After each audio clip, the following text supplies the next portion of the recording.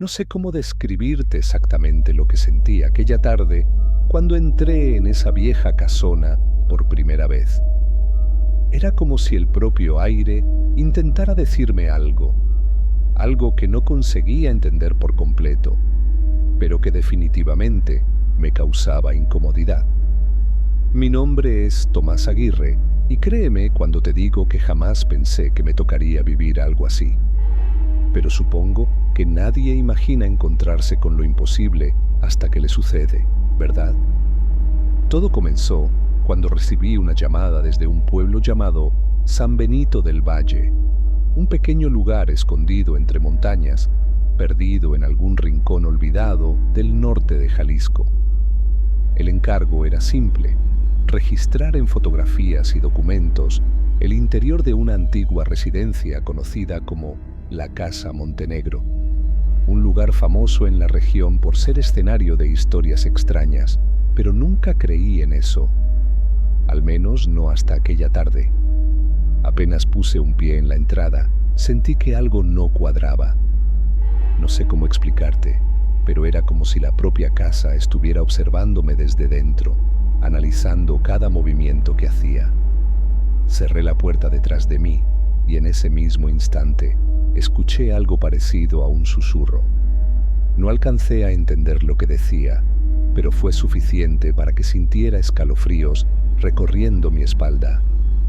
La sala era enorme, cubierta de muebles antiguos cubiertos de polvo. Todo parecía intacto, detenido en el tiempo, esperando a alguien o algo que nunca regresó.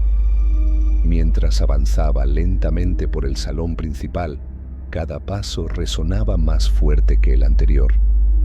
Era como si estuviera interrumpiendo un silencio profundo que había reinado allí durante décadas. Noté que la temperatura bajaba notablemente al acercarme al centro de la habitación, pese a que afuera hacía un calor sofocante.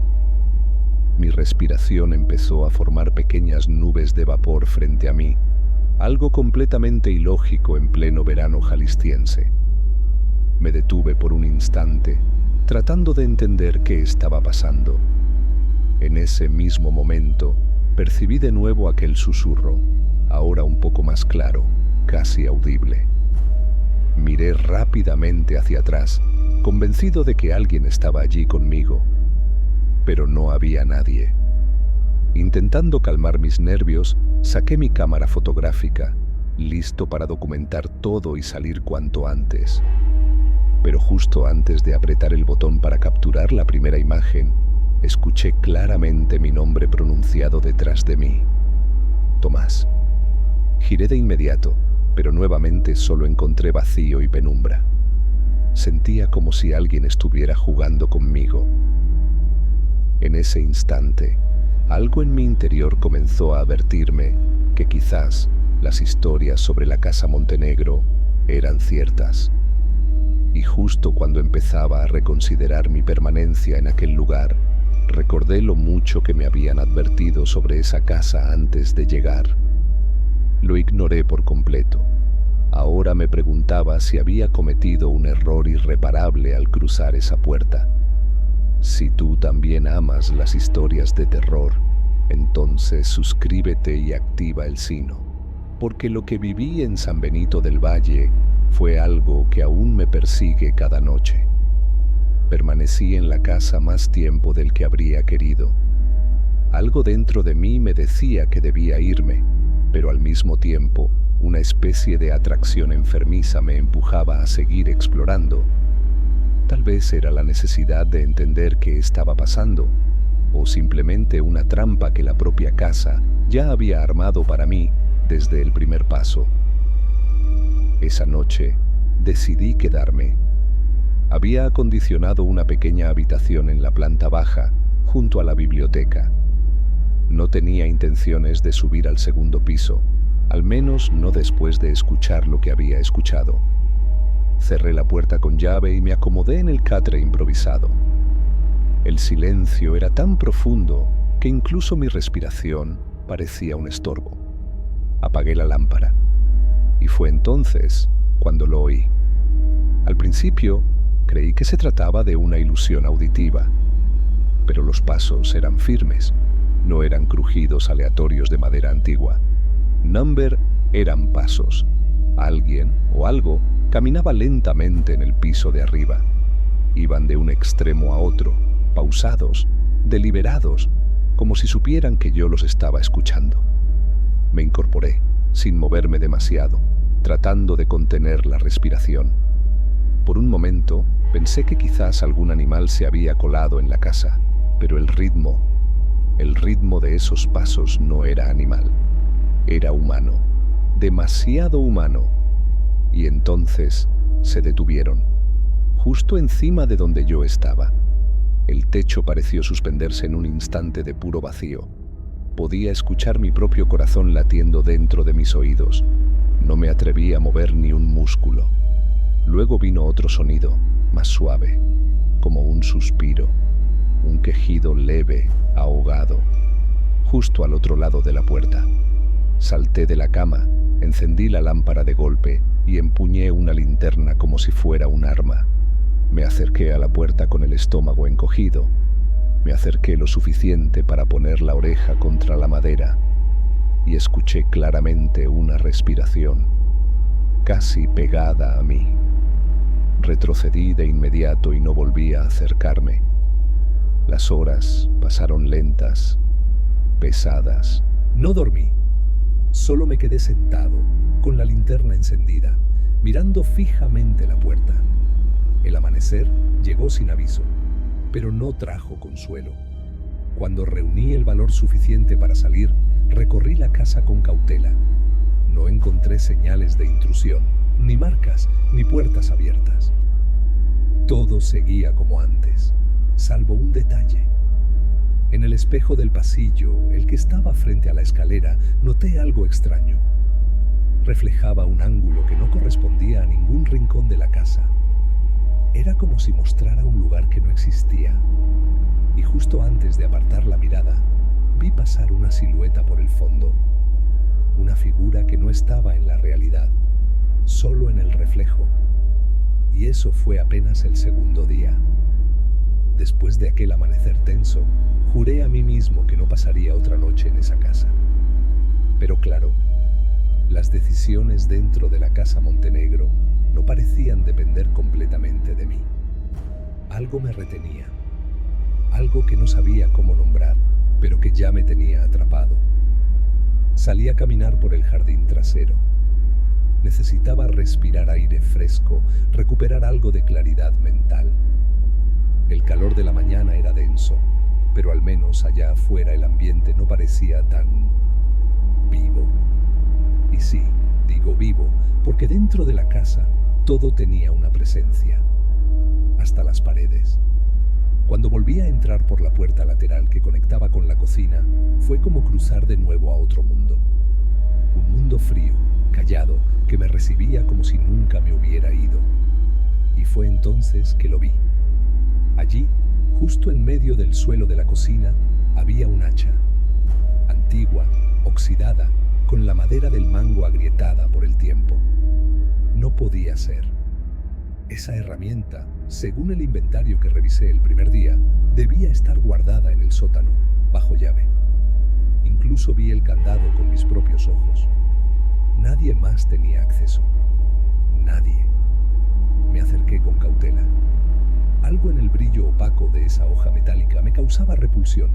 No tenía sangre, no estaba fresca, pero despedía una sensación podrida, como si el metal recordara.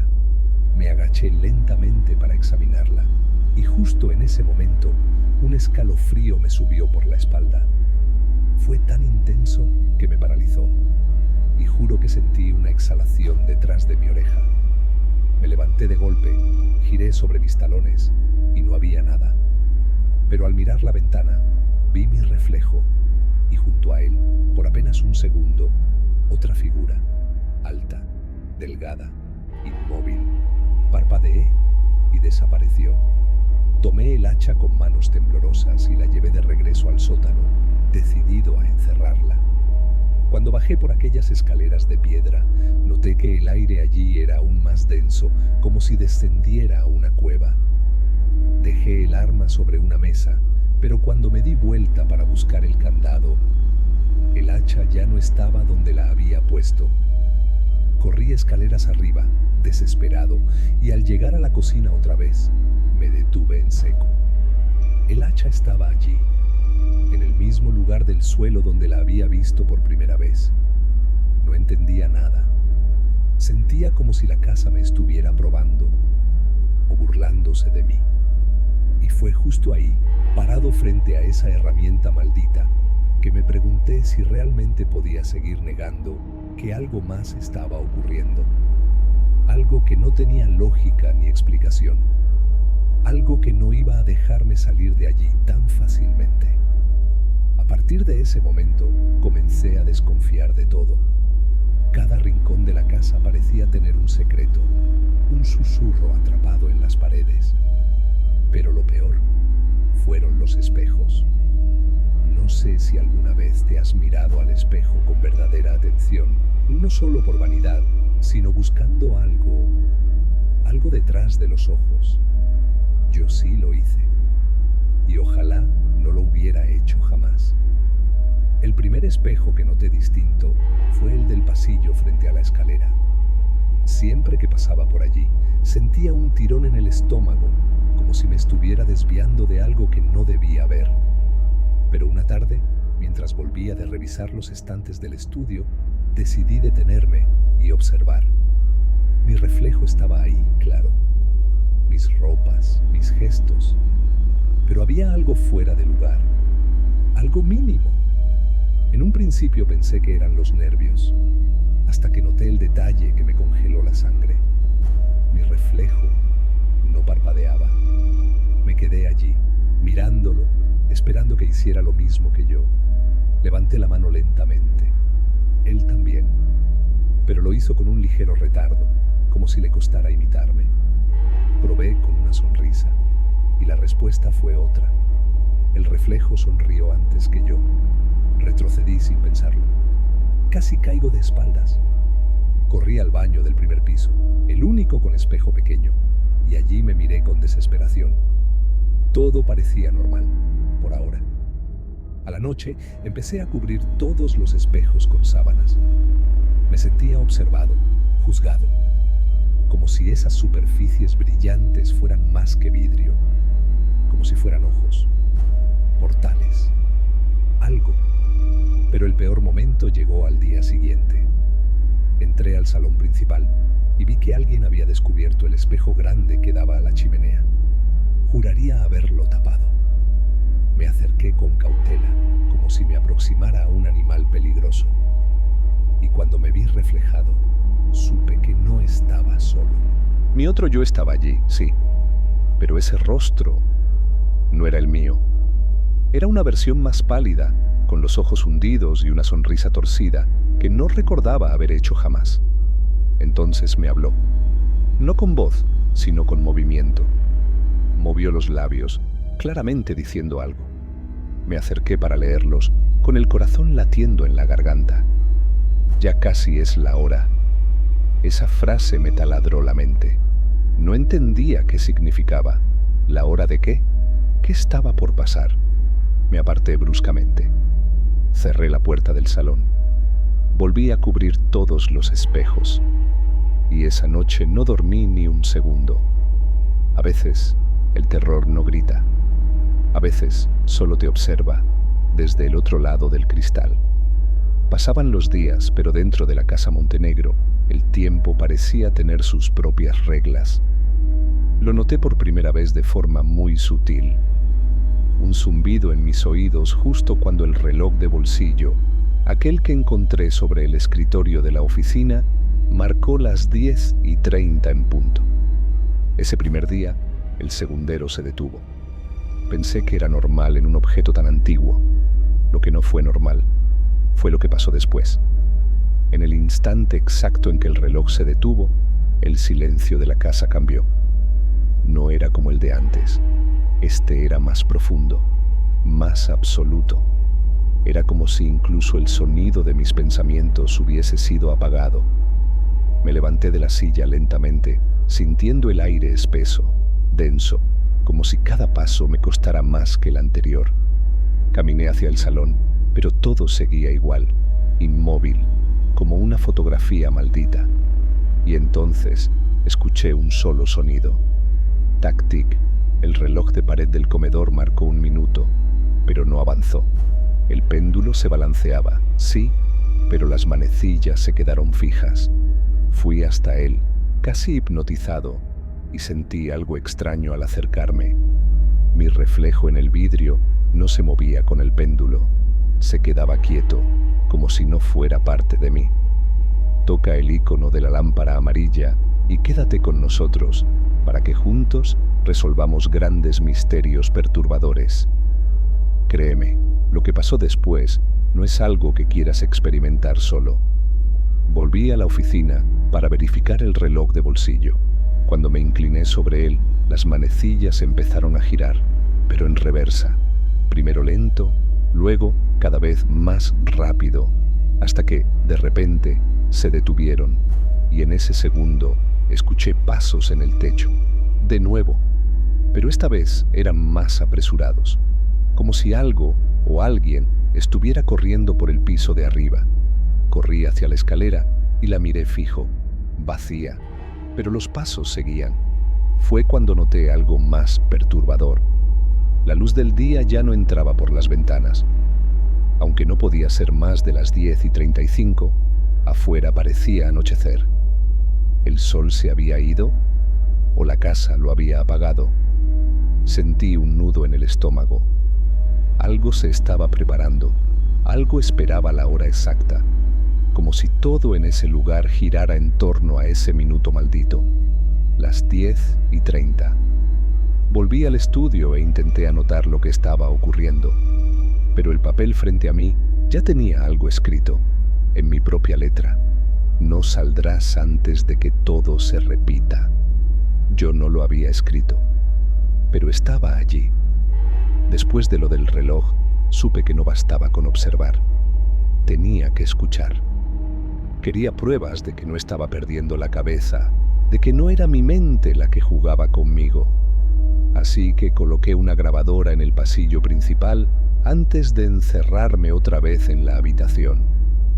La dejé allí toda la noche con la esperanza de captar algo, cualquier cosa, que pudiera explicarme lo que estaba ocurriendo. A la mañana siguiente, apenas salió algo de luz por las rendijas, tomé la grabadora con manos temblorosas y me senté a escuchar.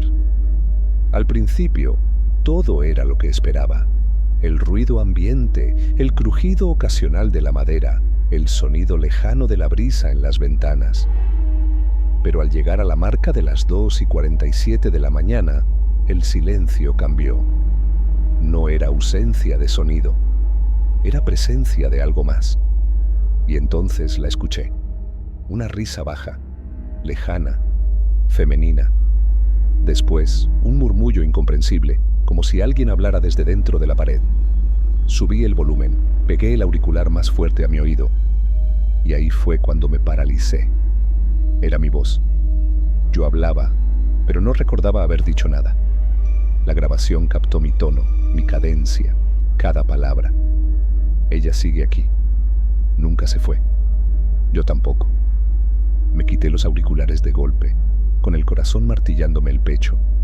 Quise convencerme de que era una interferencia, un error técnico, pero en el fondo sabía que no. Escuché el resto del audio. La respiración se hacía más fuerte. Luego se oía algo arrastrándose, algo pesado, como muebles siendo movidos por la fuerza de alguien que no quería ser descubierto. En un momento, la voz volvió. Ya casi es hora. La misma frase que vi en el espejo. Las mismas palabras, idénticas, dicha por lo que parecía ser yo. Me levanté bruscamente, tirando la silla al suelo. No podía más. Estaba atrapado en un ciclo que no comprendía. Algo estaba repitiendo mis gestos, mis palabras, mis pensamientos, antes de que yo siquiera los tuviera. Esa tarde me armé de valor y busqué dentro de las paredes. Golpeé las tablas, busqué cámaras, micrófonos, cualquier explicación. pero la casa estaba hueca, vacía y al mismo tiempo llena de algo que no podía ver. Cuando me rendí y me recosté por un momento en el sofá de la biblioteca, volví a escuchar esa risa, pero esta vez no venía de una grabación. Venía del otro lado de la estantería y no estaba solo. El frío volvió a abrazarme y por primera vez desde que entré allí, supe que ya no me pertenecía ni mi voz ni mi cuerpo. Después de la grabación, ya no tenía dudas. Algo estaba imitando mi voz, mis gestos y peor aún, mis pensamientos. Pero esa mañana, la cosa dio un paso más. Un paso visual. Uno del que no hay forma de escapar. Decidí salir de nuevo al jardín trasero. Quería tomar fotografías para distraerme, para intentar anclarme a la realidad. Pero lo que sucedió después solo profundizó mi caída. Saqué varias fotos de la fachada de la casa, especialmente de la ventana del segundo piso, la que da al cuarto de huéspedes. Había algo en ese lugar que siempre me había inquietado. Cada vez que levantaba la vista, sentía que alguien me miraba desde ahí, aunque las cortinas estuvieran cerradas. Tomé unas 10 fotos, una tras otra. Cambié ángulo, distancia, luz. Luego entré, volví al escritorio y conecté la cámara a la computadora. Lo que vi en la tercera imagen me hizo congelar. Allí, en la ventana, había alguien, una figura femenina, piel pálida, cabello negro recogido, vestido antiguo de tela oscura. No podía ser una sombra ni un reflejo. Estaba perfectamente enfocada, parada del otro lado del vidrio. Pero yo estaba solo. Lo sabía. Lo juro. Me levanté de inmediato y subí las escaleras con el corazón en la garganta. Empujé la puerta del cuarto de huéspedes con fuerza. Vacío. Todo en su lugar. La cama hecha, las cortinas cerradas, no había nadie. Pero cuando me acerqué a la ventana, lo vi. Una marca, una mano, marcada del lado de adentro del vidrio. Era reciente, como si alguien, apenas minutos antes, hubiese presionado su palma contra el cristal. Sentí un impulso irracional de tocarla, de comprobar su textura. Estaba tibia. Tuve que retroceder. El miedo me sobrepasó. Esa marca no era una advertencia, era una señal, como si esa cosa estuviera diciéndome: estoy aquí, te vi. Me viste, corrí escaleras abajo y revisé de nuevo las imágenes. Todas las demás estaban vacías. Solo esa tercera capturó a la figura, pero por más que ampliaba y analizaba, su rostro siempre quedaba borroso, como si el lente no pudiera enfocarla, como si la imagen supiera que estaba siendo observada. Llamé a un amigo fotógrafo, Ulises, para que me ayudara a analizar el archivo. Le mandé la foto por correo. Minutos después, me respondió con un solo mensaje: ¿estás jugando conmigo? ¿Quién tomó la foto desde adentro? No entendía. Yo la había tomado desde el jardín. Pero Ulises, al revisar los datos de la imagen, encontró algo imposible. La metadata indicaba que el disparo se había hecho desde el segundo piso, desde dentro de la habitación. No respondí. No sabía qué decir, porque en el fondo, una parte de mí ya sabía la respuesta. Esa cámara, esa foto, no la tomé yo. Después de lo de la fotografía, todo se volvió más denso, más confuso. Las noches ya no eran noches. El tiempo dejó de obedecer. A veces sentía que el amanecer tardaba demasiado. Otras veces no llegaba nunca. Comencé a tener pesadillas repetidas, todas con la misma escena. En el sueño, yo bajaba lentamente las escaleras de la casa Montenegro con una expresión vacía, casi cadavérica. Tenía una camisa que no recordaba haber usado jamás, y en la mano sostenía el hacha, la misma hacha oxidada que había encontrado en la cocina días atrás. En el sueño, mi yo alterno no hablaba, solo sonreía. Una sonrisa completamente desprovista de emoción. Me miraba como si ya supiera lo que yo iba a hacer. como si ese otro Tomás me estuviera reemplazando. Despertaba empapado en sudor. Pero lo peor no fue el sueño. Fue la noche en que la pesadilla se volvió real. Eran cerca de las 3 de la madrugada cuando escuché los escalones de madera crujir. Me incorporé de inmediato. No era un sueño. Lo sabía. Esos pasos eran reales y bajaban con lentitud. Me levanté en silencio, abrí apenas la puerta del cuarto y vi algo que me paralizó por completo. Allí estaba. Alguien, idéntico a mí, descendía las escaleras.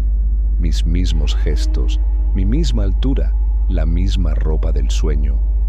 Cada paso era una repetición exacta de lo que ya había visto dormido, pero esta vez estaba despierto. Lo observé con el corazón suspendido en el pecho, apenas respirando. La figura llegó al último escalón, se detuvo, giró la cabeza hacia donde yo estaba y sonrió. Esa sonrisa no era mía. La figura dio media vuelta y caminó hacia el pasillo que daba a la cocina. Me obligué a mover las piernas y lo seguí, a unos pasos de distancia. Pero al doblar la esquina, ya no estaba. La cocina estaba vacía, oscura, silenciosa. La lámpara colgante se balanceaba levemente, como si alguien acabara de pasar por ahí. Me acerqué al espejo sobre el fregadero, respirando con dificultad. Me miré, esperando ver algo fuera de lugar. Y vi algo. Mi reflejo sonreía, aunque mi rostro real estaba rígido. Era una sonrisa lenta, amplia, que se dibujaba sola frente a mí. «No eres tú», susurré sin saber a quién le hablaba. El reflejo parpadeó, yo número, y luego el espejo se empañó solo, como si alguien respirara desde dentro.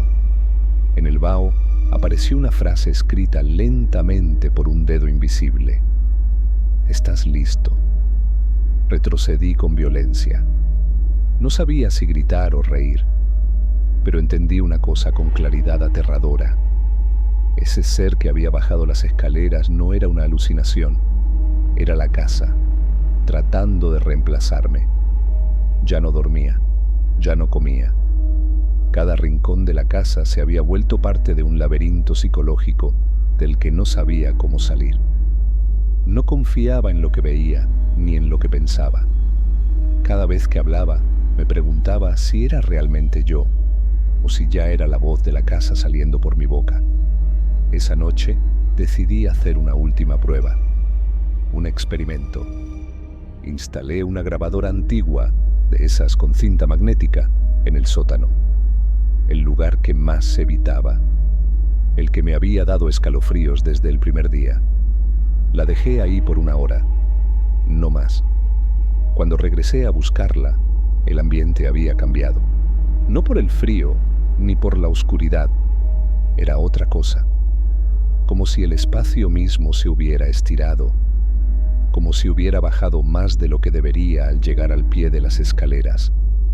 Subí, sintiendo que algo invisible me rozaba los tobillos.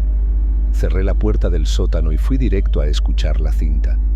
Al principio, el ruido de siempre, interferencia, crujidos, ecos. Pero a los 5 minutos apareció un susurro, muy suave.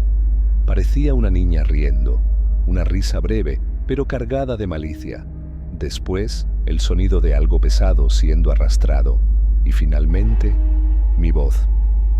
Yo soy la casa ahora. Me levanté de golpe, tirando el reproductor al suelo. Yo no había dicho eso. No había estado ahí. No había pronunciado esas palabras. Pero la grabación no mentía. Era mi voz, exacta, clara. Sentí que algo dentro de mí se rompía. Ya no sabía si estaba viviendo esto o si la casa me estaba soñando a mí. Decidí irme. Tenía que salir, aunque fuera a pie, aunque tuviera que romper ventanas. Pero antes, algo me hizo mirar el reloj de la oficina. Funcionaba. El reloj de bolsillo que se detenía todos los días.